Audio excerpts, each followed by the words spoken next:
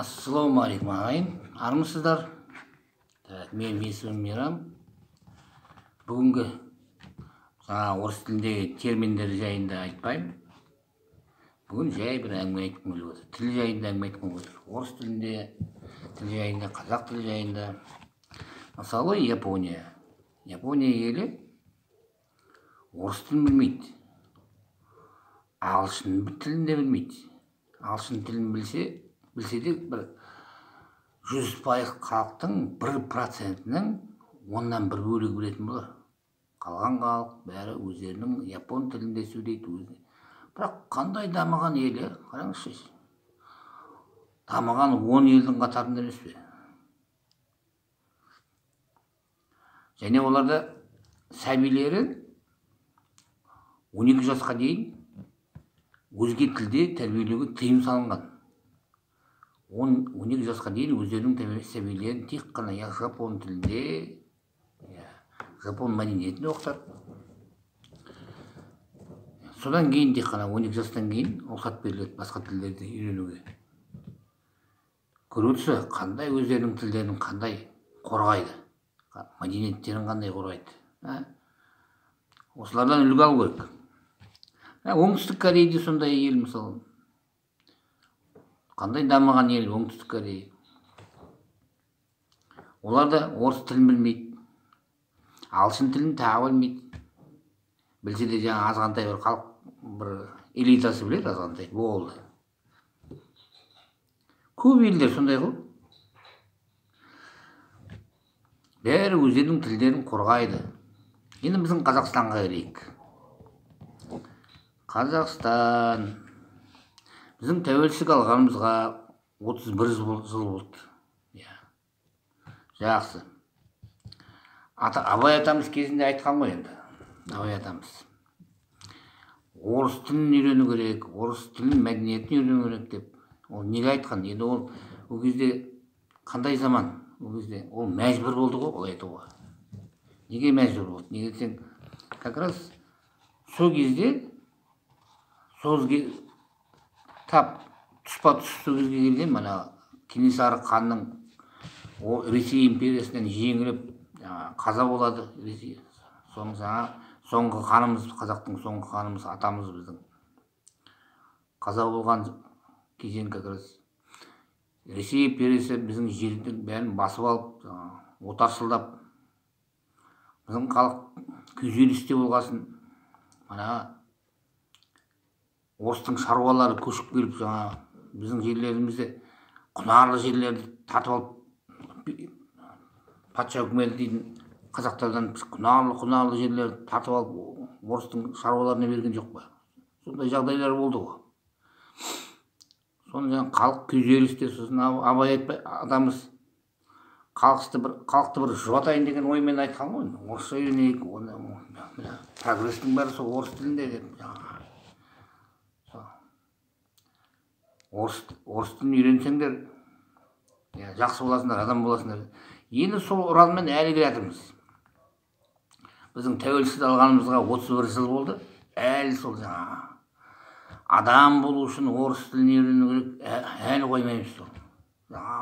Ауылдың, кәдімгі қазақи ауылдың жастары келеді қалаға, балдарын, сәбилерін орысша садикке беріп, орыс мектебіне келіп, өліп батыр, мектебіне беріп, қатардан қалмасын, орысша білсін деп. Солай. Және көп кездесем, қазақтардың арасында мынандай әңгімелер бар. Қазақ тілді қазақтардың арасында осындай әңгімелер бар. Қазақ тілі келешекте қалады ғой, келешекте бәрі орысша болады ғой дейді. Ол не әңгіме? Қалай қалады қазақ тілі? Қазақ тілі қалады, біздер бәріміз шетімізден бәріміз мал болсақ, сол кезде қалады, қазақ тілі. Ал біздер шетімізден бәріміз намысты болсақ, біздің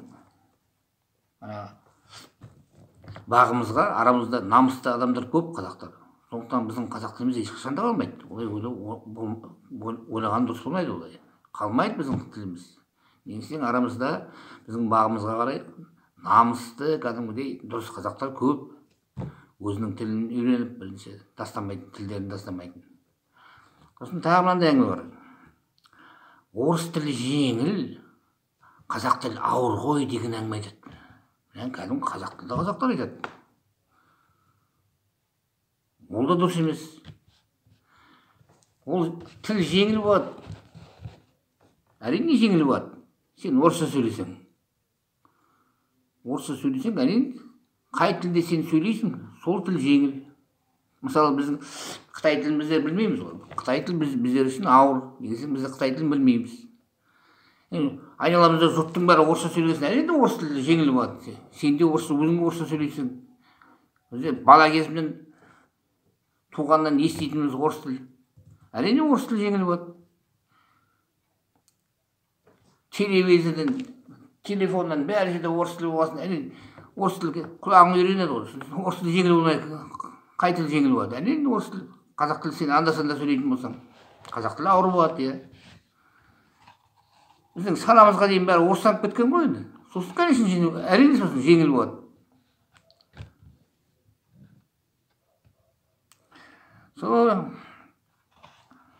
Енді мына тіл деген зат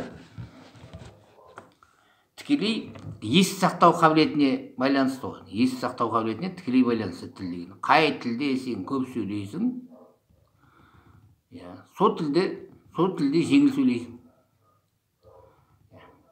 Ал сен қазақ тілін анда-санда сөйлесең, әрине қазақ тілін ұмытып қаласың. Сондықтан бұл жерде қандай ереже?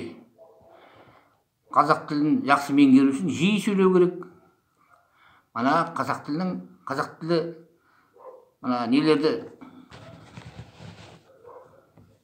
теледидардан қазақ тілді хабарламаларды жиі қарап тұруға тырысу керек. Қазақ тілді мына журналистерді қарау керек. Сол болды. Қай тілді көбірек тыңдасаң, сол тілді жеңіл сөйлейсің.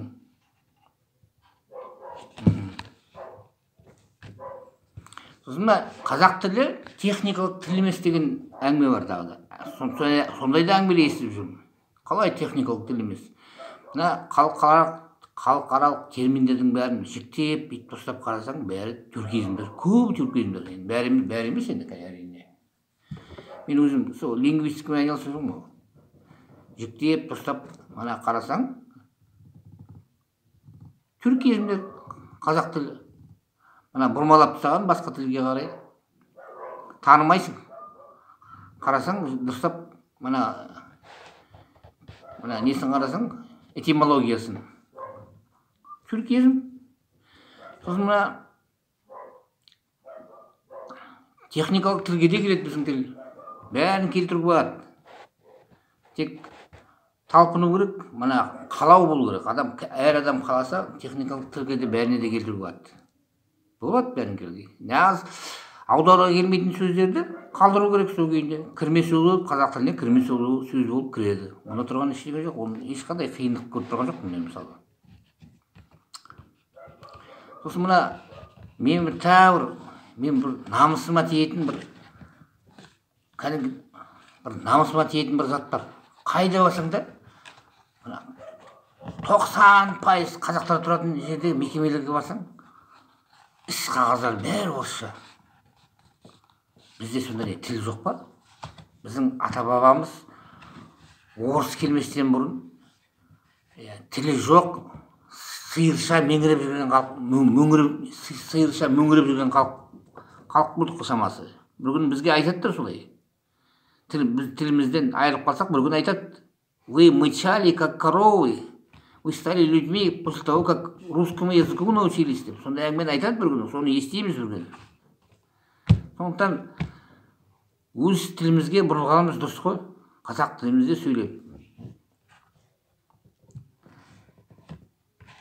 Мысалы, қазір мына жағдайда Қазақстанда бұрын енді біздер аз болдық қой, 90-шы жылдары 45% болдық қой сондай. Қазір бізде 70% қазақпыз. Қалған халық 30%. Сонда біздер кім үшін орысша сөйлеп жүрміз? Қалған 30% халық үшін орысша сөйлеп жүрміз бе?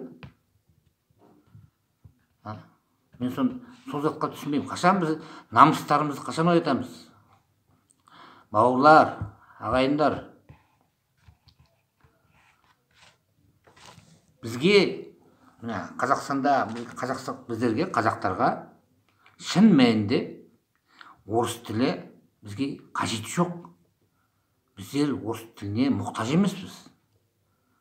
Мұқтаждық емес, мұқтаждықты туғызып отырған, орыс тіліне мұқтаждықты туғызып отырған өзге ұлттар қазақ тілін білгісі келмейтін, және біздің мәңгүрттер қазақша білгісі келмейтін болды. Біз орыс тіліне мұқтаж емеспіз. Енді жаңа әр адамның бір жетістігі ғой, мына орыс тілін меңгеріп алғасын, енді ұмытқысы келмейді. Соны арасында орысша сөйлейді. Ол да бар енді. Жетістігі ғой енді әр адамның.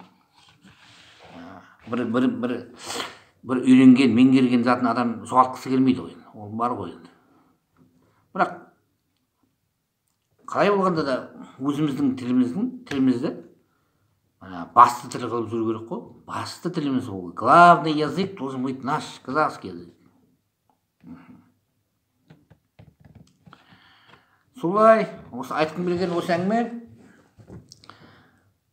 Өз тілімізді аялайық, қазақ тілімізді. Қазақша сөйлеуге тырысайық.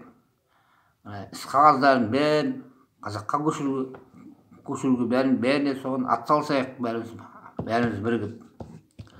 Ал қазақ тіліміз жасасын. Осымен болды.